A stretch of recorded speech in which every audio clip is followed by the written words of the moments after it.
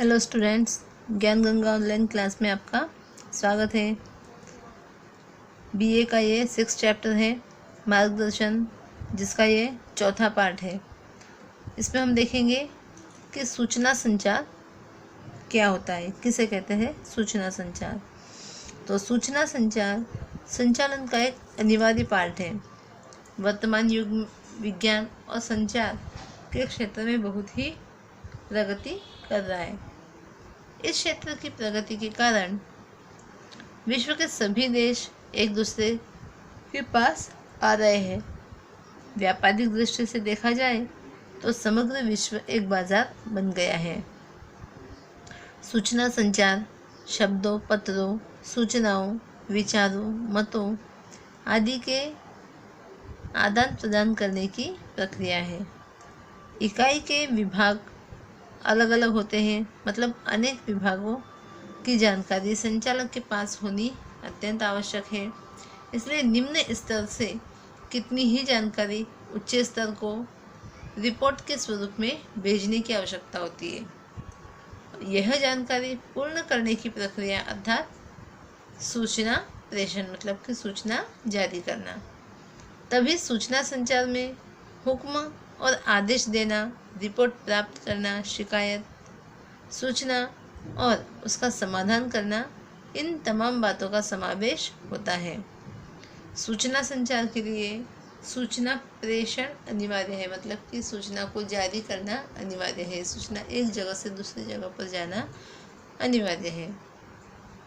अभी हम देखते हैं कि इसका अर्थ क्या होता है कि एक व्यक्ति के द्वारा दूसरे व्यक्ति को स्पष्ट और यथावत स्वरूप में जानकारी पहुंचाना, जिसमें दूसरा व्यक्ति सूचना देने वाले व्यक्ति के उद्देश्यों को समझ सके और उसका अमल कर सके।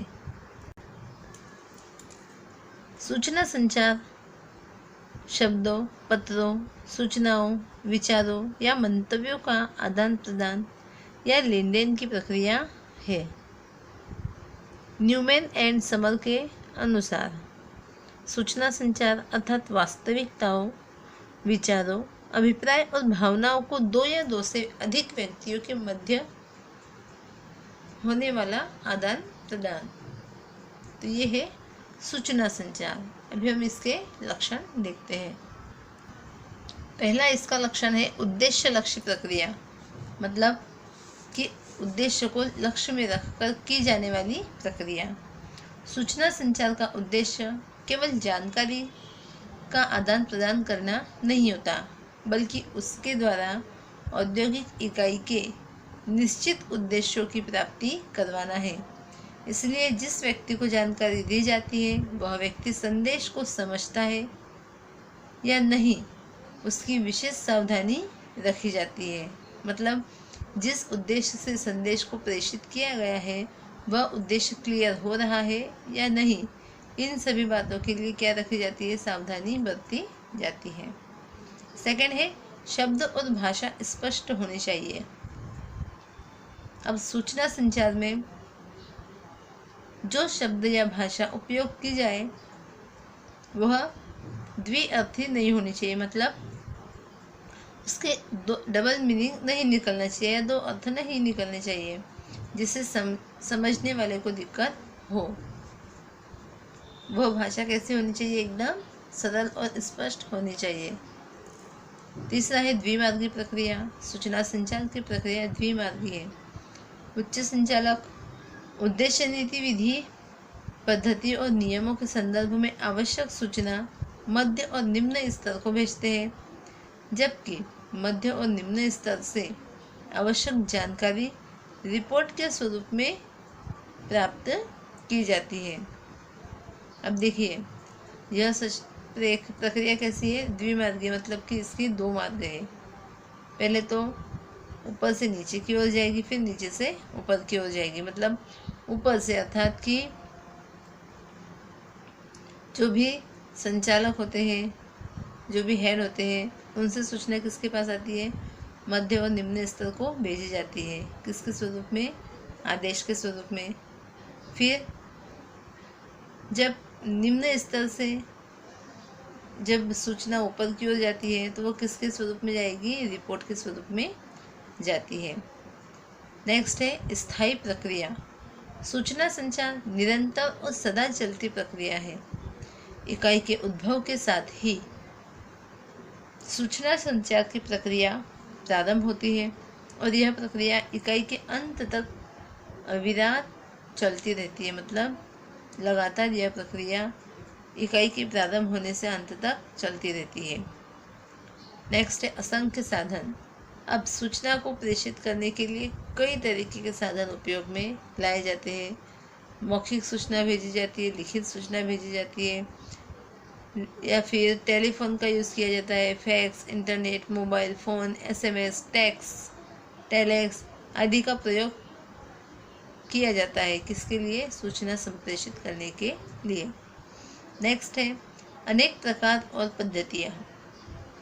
सूचना संचार के अनेक प्रकार और पद्धतियाँ हैं। मतलब कई तरीके से सूचना को भेजा जा सकता है, जारी किया जा सकता है, जैसे कि आंतरिक सूचना, बाह्य सूचना, लिखित सूचना, मौखिक सूचना संचार और संकेत द्वारा सूचना संचार की पद्धतियों का यूज़ होता है। इसके बाद है कार्य प्रेरक प्रवृत्ति। सूचना संचार की प्रवृत्ति के कारण अधिकारियों की और कर्मचारियों को कार्य समझ में वृद्धि होती है।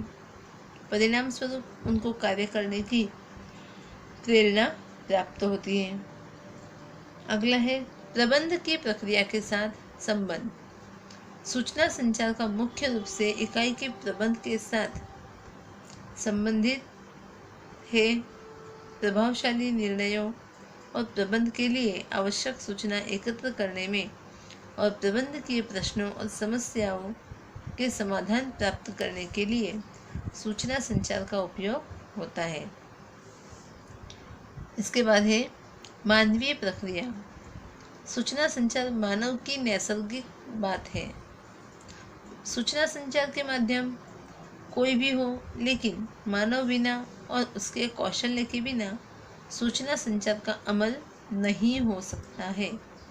सूचना संचार करते समय भय, प्रेम, क्रोध आदि बहुत सी बातें प्रभाव डालती है, जिससे यह मानवीय प्रवृत्ति है। तो ये सारे लक्षण किसमें होते हैं, सूचना संचार में दिखाई देते हैं। अभी हम देखेंगे औपचारिक एवं अनौपचारिक सूचना संचार।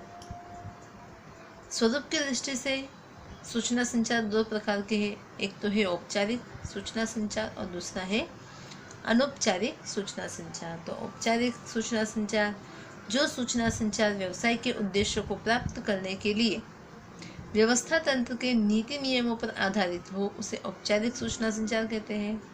इस सूचना संचार की व्यवस्था में उच्च और उसके कर्मचारी सीधे रूप से जुड़े होते हैं। उसका उद्देश्य नियंत्रण और संकलन का होता है। इस प्रकार का सूचना संचार अधिकतर लिखित स्वरूप में होता है। औपचारिक सूचना संचार समझने में सरल और स्पष्ट होता है। इससे सूचना को कौन किसको भेजेगा यह पहले से ही तय होता है। सूचना किस स्वरूप में जाएगी यह भी निश्चित होता है। निम्नलिखित उदाहरण से इसकी अधिक स्पष्टता हो सकती है। देखिए, अनियमित और पूर्व मंजूरी के बिना अनुपस्थित रहने वाले कर्मचारियों को चेतावनी के स्वरूप में दी जाने वाली नोटिस। मतलब कि जो कर्मचारी बिना मंजूरी के अनुपस्थित रहते हैं तो उनके लिए सूचना जारी की जाएगी। कैसी? नोटिस के स्वरूप में, चेतावनी देते हुए। सेकंड है कर्मचारी की पदोन्नति या स्थानांतरण के समय उसके उच्चस्थ द्वारा दिया जाने वाला लिखित लेटर। अभी हम देखते हैं इसके लक्षण। इस सूचना संचार की व्यवस्था तथा अधिकारी और उसके कर्मचारियों के साथ औपचारिक रूप से जुड़ी होती है। सेकंड है उद्देश्य स्पष्ट रूप से नियंत्रण और संकलन का होता है। तीसरा है औपचारिक सूचना संचार ज़्यादातर लिखित स्वरूप में ही होते हैं। इस सूचना संचार को व्यवस्था तंत्र की एक नीति के रूप में स्वीकार किया जाता है। अगला है व्यवस्था तंत्र के ढांचे पर आधारित होता है। औपचारिक व्यवस्था तंत्र व्यवसाय के उद्देश्यों को पाने के लिए तैयार किया जाता है। इसे समझने में आसानी होती है। क्यों? क्योंकि यह सरल और स्पष्ट होता है। अभी हम देखते हैं अनौपचारिक सूचना संचार। जो सूचना संचार व्यवस्था तंत्र में कार्यरत कर्मचारियों के मध्य मानवीय संबंधों और मित्रता पर आधारित हो, उसे अनौपचारिक सूचना संचार कहा जाता है। यह सूचना संचार अधिक परिवर्तनशील और सरल होता है, जिसमें नियंत्रण और आदेश की आवश्यकता नहीं होती। यह मौखिक बातचीत या सांकेतिक भाषा में समझाया जा सकता है। यह मौखिक बातचीत या सांकेतिक भाषा में भी इसे समझा जा सकता है। अनौपचारिक सूचना संचार व्यवस्था तंत्र को अधिक संकलित और विश्वसनीयता प्रदान करता है। जैसे कि कारखाना का मैनेजर श्रमिकों को काम करने की सूचना दे। सेल्स मैनेजर सेल्स काउंटर के पास से गुजरते हुए सेल्स प्रेजेंटेशन की जानकारी या सूचना सेल्समैन को दे। इस प्रकार से यह अनौपचारिक सूचना संचार होता है। अब हम देखते हैं इसके कौन कौन से लक्षण हैं। तो पहला लक्षण है मानव संबंधों पर आधारित होता है। सेकंड, नियंत्रण और आदेश की आवश्यकता इसमें नहीं होती। तीसरा है मौखिक या सांकेतिक भाषा में इसे समझा जा सकता है। अगला है यह मानवीय संबंधों या मित्रता पर आधारित होता है। नेक्स्ट है परिवर्तनशील और सरल होता है। इसके बाद है इस सूचना संचार में विधि का कोई महत्व नहीं होता। व्यवस्था तंत्र को अधिक संकलन और अधिक विश्वसनीयता प्रदान करता है। अनौपचारिक सूचना संचार औपचारिक सूचना संचार का विकल्प नहीं है, बल्कि इसका पूरक है। तो इस प्रकार से हमने दोनों ही प्रकार के सूचना संचार देखे। अब दोनों में क्या डिफरेंस है यह हम देखेंगे। डिफरेंस का मुद्दा है अर्थ। दोनों की मीनिंग अलग अलग है। देखिए, जो सूचना संचार व्यवसाय के उद्देश्यों को प्राप्त करने के लिए व्यवस्था तंत्र के नीति नियमों पर आधारित हो, उसे हम कहते हैं औपचारिक सूचना संचार। और जो सूचना संचार व्यवस्था तंत्र में कार्यरत कर्मचारियों के मध्य मानवीय संबंधों और मित्रता पर आधारित है, उसे अनौपचारिक सूचना संचार कहा जाता है। औपचारिक सूचना संचार का उद्देश्य नियंत्रण और संकलन का होता है, जबकि अनौपचारिक सूचना संचार का उद्देश्य व्यवस्था तंत्र को अधिक संकलन और अधिक विश्वसनीयता प्रदान करना होता है। औपचारिक सूचना संचार का आधार दो व्यक्ति व्यवस्था तंत्र की नीति नियमों के कारण सूचना संचार का आदान प्रदान करते हैं, जबकि अनौपचारिक सूचना संचार में दो व्यक्ति निजी संबंध या मित्रता के कारण सूचना का आदान प्रदान करते हैं।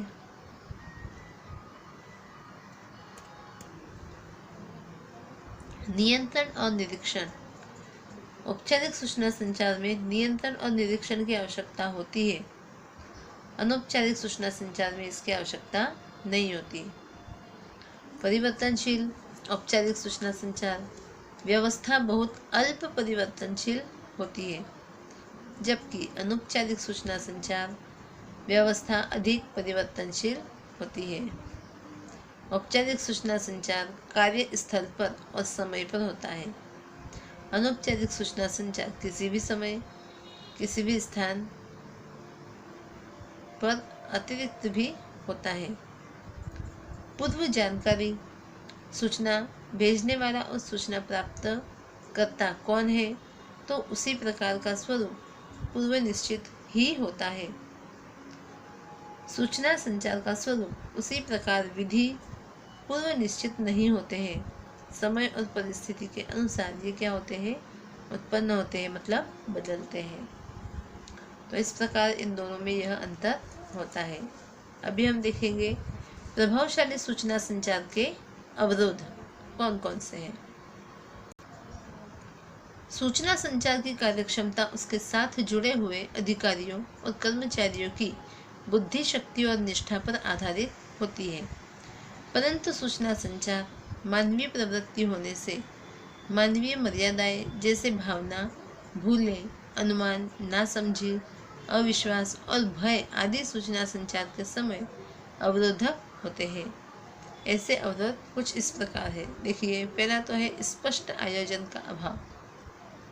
सूचना प्रेषण से पूर्व कौन सी सूचना किस क्रम में भेजनी है, इसका आयोजन न किया जाए तो सूचना प्रेषण करता अयोग्य और अस्पष्ट तथा अपूर्ण जानकारी देता है। भाई, पहले से ही अगर योजना स्पष्ट नहीं है, आयोजन नहीं किया गया है कि सूचना को किस क्रम में या किसके पास किस तरीके से भेजनी है, तो क्या होती है, दिक्कत आती है। सेकंड है भाषांतर की गलतियाँ। मध्य स्तर पर कार्य करने वाले व्यक्ति उच्च अधिकारियों से संदेश प्राप्त करते हैं। ऐसे संदेश मातृभाषा में नहीं भी होते हैं। इन सूचनाओं का अर्थघटन करके सूचना निम्न स्तर की ओर प्रेषित की जाती है, तब भाषांतर की गलतियां होने की संभावना होती है। अगला है अस्पष्ट संदेश। सूचना संचार के विविध माध्यमों के उपयोग में कई बार महत्वपूर्ण बात अस्पष्ट रूप से दर्शाई गई होती है। शब्दों और वाक्यों की अनुपयुक्त रचना होती है। संदेशों में एक सूत्रता नहीं होती है। परिणाम स्वरूप ऐसे संदेश सूचना प्राप्तकर्ता को अर्थ स्पष्ट करने में निष्फल हो जाते हैं और सूचना संचार अवरुद्ध होता है, मतलब कि रुक जाता है। अस्पष्ट संदेश लक्ष्यों की प्राप्ति नहीं करा पाता है। नेक्स्ट है अस्पष्ट अनुमान। बहुत से संदेशों का आधार अनुमान और पूर्व धारणाएं होती हैं। इन अनुमानों और पूर्व धारणाओं को स्पष्ट किए बिना संदेश प्रेषित किया जाए या प्राप्त किया जाए तो संदेशों का अर्थ और महत्व बदल ही जाता है। नेक्स्ट है योग्य समय का अभाव। कई बार सूचना के आधार पर निर्णय लेना होता है और सूचना प्राप्त होने के उसका अमल करना होता है।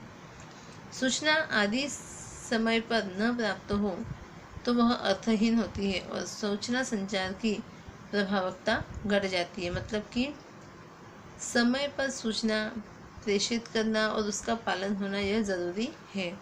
कई बार क्या होता है कि तुरंत निर्णय लेने होते हैं, तो सूचना के आधार पर निर्णय लिए जाए तो इसके लिए क्या करना होगा कि सूचना को समय पर और सही तरीके से पहुंचाना होगा, तब जाकर निर्णय लिए जा सकते हैं।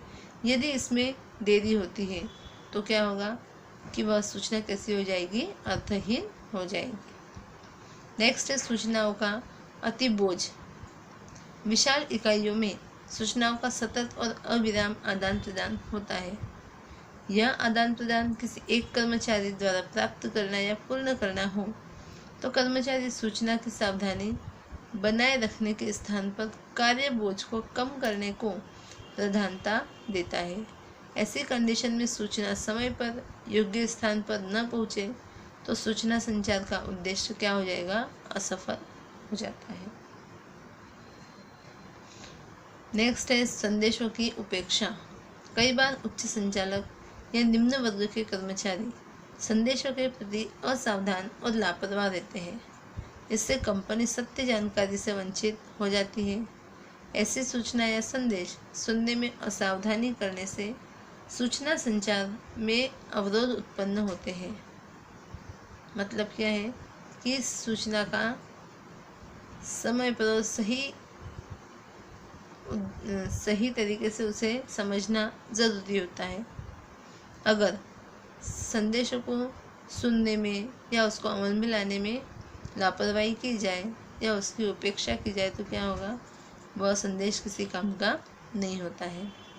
नेक्स्ट है अयोग्य माध्यम का चुनाव। सूचना प्रेषण और प्राप्त करने के लिए कुछ माध्यमों का चुनाव किया जाता है, परंतु इन माध्यमों का चुनाव योग्य या अनुकूल न हुआ हो तो सूचना संचार में अवरोध उत्पन्न होता है।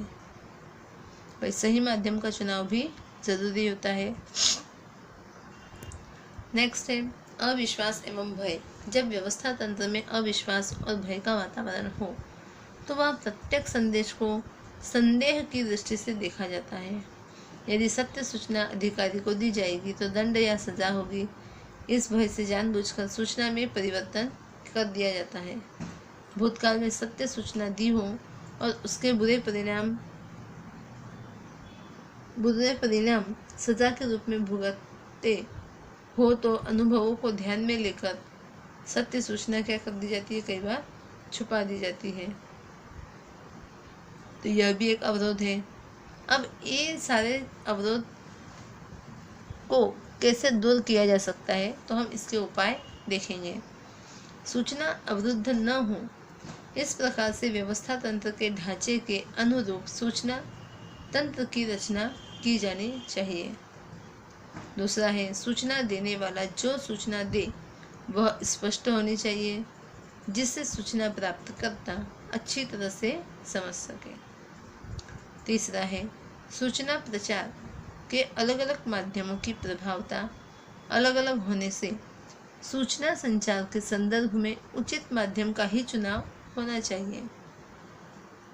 चौथा है सूचना संचार द्विमार्गी प्रक्रिया होने से सूचना का प्रवाह दोनों दिशा में सरलता से आगे बढ़े इस प्रकार की व्यवस्था करनी चाहिए।